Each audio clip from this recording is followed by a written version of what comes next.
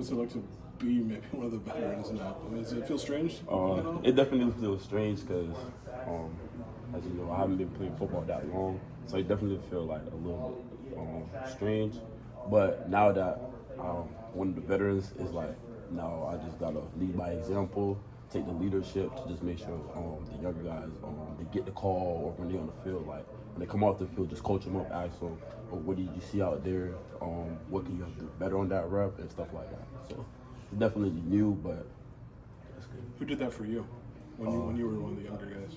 I'll say when I was one of the younger guys, I would say mostly, or I would say Miles Scott, Matthew Bailey, Xavier Scott. I know last year they had me and Xavier Miles sitting like right by each other. So X, since I came in as a younger player, he has been there just like coaching me up, making sure like my mentor is there. Like outside of the facility, like we like actually really close. Cause like every morning I would like drive him to practice. We'll talk. Like after scrimmages, we'll talk. Like what did you see out there? He'll just encourage me to like, okay, you did good on this rep, but now you can get your head back to go play the ball more, or like, oh, he got you on that rep. What I could have did better. So he's just been that, like I said, that stepping stool, that older brother to me. So, yeah. Was there a specific piece of advice he gave you that like sticks with you? He basically just told me just go out there, be you, be confident, like you're here for a reason, and just go play football. It's football at the end of the day. So.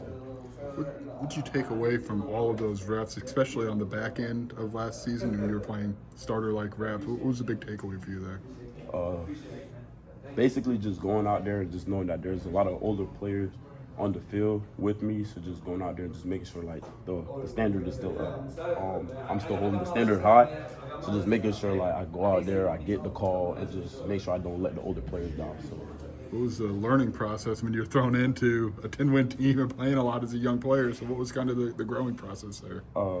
Getting thrown into that game, I was prepared all week because, like I said, the coaches do a good job to make sure that the younger guys are prepared just in case like your time comes. So going into that game, I was fully prepared and I was just ready to go. Like it was like everybody went down. It's your opportunity now, so you got to make the most of your opportunity. So that's what I did. Seems like a pretty strong competition to start game one against Western. Is it a friendly competition, and how you think it's going so far? Oh, it's most likely it's definitely a friendly competition. Like we all want to compete, we all want to be the best corner, you know. But we all also it's a brotherhood, so we all like really close. Like me, Tanner Heckle, KP, Tyler Strain, Zay, Amar Reynolds, Taiwan Cox. He just got here, and then RJ. So we all just like compete, but we also help each other. Like we know like that rep you could have did better, and we just like take it like as a positive way. So. You're going to play, obviously, but is it important for you to be with the ones on day one of the season? I really don't like take it that way. I just take it day by day and just take the next step to like as a whole DB unit, just making sure like everyone is like good going into the game. Brother, if he start or he start, like we just all just a healthy room, so we just happy for the next man's success and just go take it day by day because you never know your time could come and you just got to go out there and just play to the same level as the other guys playing at. So. What's Coach Parker maybe done for you? What kind of impact has he had on you in the last year? Oh, Coach Parker? Oh yeah, that's my guy, man. He definitely like took my confidence to a next level. Like as you can see, if you guys interview him, he's like an energized guy. So like he bring the energetic spirit to the room. So like some days, like fall camp is a long process. If you come in and sometimes like you're tired, he's like, all right guys, it's time to go. It's time to go. We're not gonna get blurred today. So like Coach Parker definitely brought that confidence out of me, and then like when I look at him, we like the same person. Like he got a lot of energy, I got a lot of energy. So he just bring like that fuel, that fire, and he just let us be us. Like we all have different skill sets, so he just let us like utilize our skill set while adding some of the things that he had been coaching over the years. So. Pretty good impression. Have you been working on that? Oh yes, sir. Another Stafford, I would assume, played a pretty big role in your development. That's Tank Ryan. Yes, sir. It came in pretty thin. What was that process like? Adding the strength and the bulk that you're going to need. So.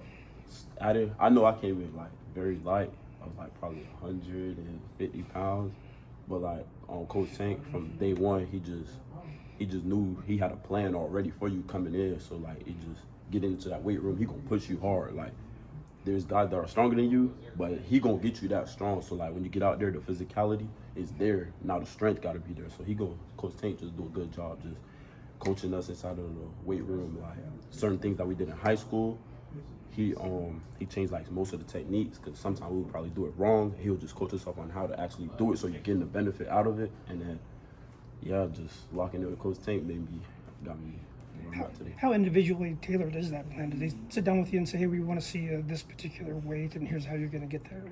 No, so the coaches just really just let you, like I said, they let you be you. Like they know you as a football player, and you want to get bigger. Like I want to get big. I want to be like 190, and I'm still working on it. So like they just let you be you, and then just let you develop. So over the years, you gonna develop, get strong, get faster. So as a young guy, you just keep working, and by the time you get to your sophomore year, junior, you see the result that you want to get. Can I take you back to the Minnesota game? Like, you had to cover Daniel Jackson, who is a really good wide receiver in this league, and like they wanted to test you clearly. Yes, so what did you learn from that about the challenges of some of those guys in the Big Ten and teams going at you? Oh, I definitely learned a lot from that game. Like I said, like I know my friend Xavier had to go down, so then I had to go out there and guard Daniel Jackson. Mostly, he's a phenomenal receiver to go against. So like I was just taking like, it made me better as a player, and I definitely learned a lot of things. Like now, like you're guarding the #1 receiver, so you gotta expect the ball to come in certain situations. So that was the biggest thing that I actually took from that game, because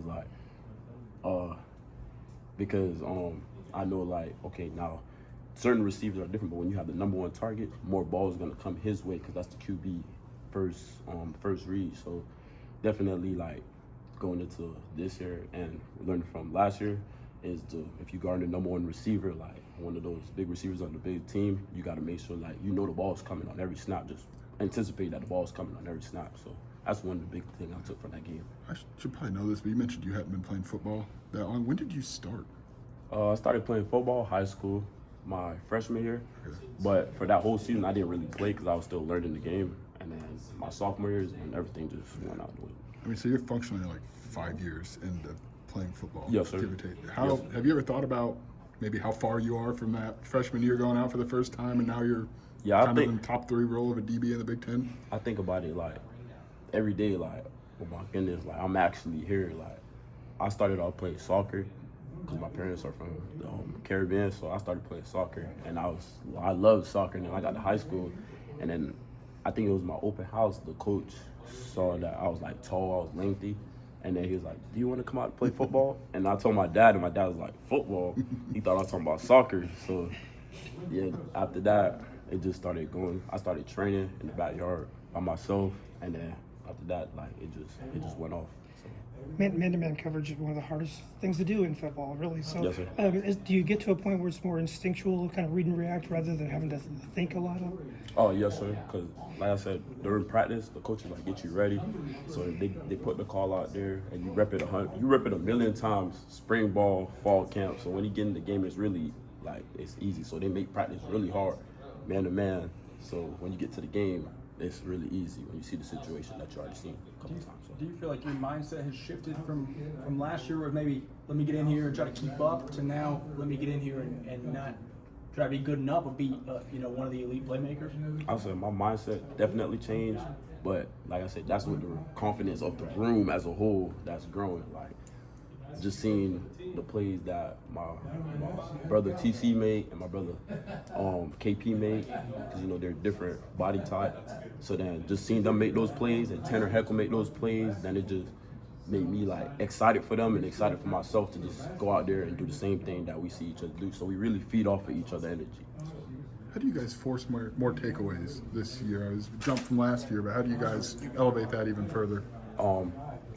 Probably we do that by having like defensive like takeaway drills, or just practicing. We emphasize is punching the ball out every like if the receivers run down the ball, we like punch out, try to get a punch out, try to get more tips, try to get more interception, and that all comes with just confidence and reps, like just getting your head back. Like you're in phase now, so now you got to get your head back. And then if you're to the boundary, you chest to chest, you got to just get your head back. So the coaches are emphasizing get your head back so you can make a play. Because, you know, in the Big Ten, if you don't get your head back, it's a penalty. So we just got to get our head back, make the plays, and just keep on practicing, punching out the ball, ripping the ball, so we cause more turnovers. I do feel compelled to ask how your soccer game is these days, since it's probably not been your focus for a while. I think I still got it. Like I said, I told a couple players that I still got it. I think I still got it. So sometimes me and my roommate Mac, we be inside of the me, Mac, and Sabor be inside of like the locker room, and Mac will have a soccer ball. And we just take it out and just kick it around and stuff, and then I'll be doing them sometimes. Sometimes they'll do me, and then we just have fun while we're in the locker room. So. Are you still